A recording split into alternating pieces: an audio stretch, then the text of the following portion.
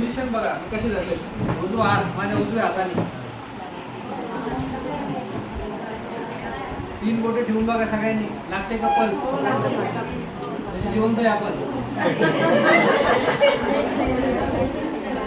मी pulse बघितली, मला जर पल्स लागली तर पेशंट कसा आहे.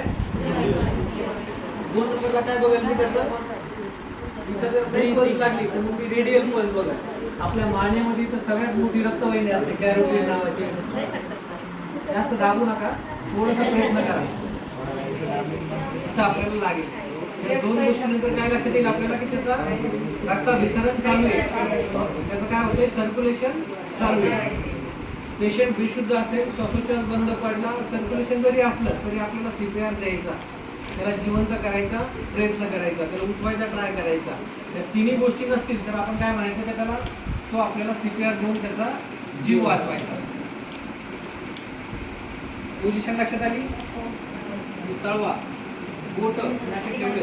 याच्यावर काय केलं असं पूर्ण झुकलोय त्याच्यावर. माझा जोर आहे ना पूर्ण याच्यावर लागेल. आपल्याला हाड दाबायचं असतं. काय दाबायचं आपल्याला? हाड. त्या हाडाच्या खाली काय असतं? हृदय. त्या हृदयाला पर्यंत आपल्याला पोहोचायचं. म्हणून आपण कमीत कमी अर्धा इंच 2 ते 3 सेंटीमीटर आपलं पूर्ण असं वजन त्याच्यावर टाकायचं. एका सेकंदाला किती? 2 वेळा. 30 सेकंदाला, 15 सेकंदाला, 30 वेळा.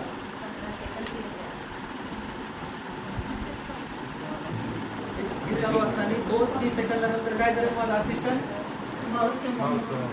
त्याला ब्रीदिंग देईल.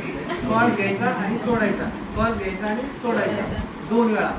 जर आपण हॉस्पिटल सेटिंग मध्ये असेल तर मग याला करायची गरज आहे का आपल्याला? आपण काय वापरतो? काय करायचं? पेशंट श्वासोच्छ्वास घेत नाही त्याला काय लावायचं? आंबू बॅग. आणि त्या आंबू बॅगला काय करायचं? ऑक्सिजन. जेणेकरून त्याला ऑक्सिजन मिळेल. आंबू बॅगने त्याला पॉझिटिव्ह प्रेशर व्हेंटिलेशन मिळेल आणि आपला CPR कसा होईल? अजून आयडियल होईल. म्हणजे पेशंटला जिवंत व्हायला मदत करेल. म्हणून हॉस्पिटल सेटिंगमध्ये आंबू बॅग, ऑक्सिजन लावा. बाहेर असेल तर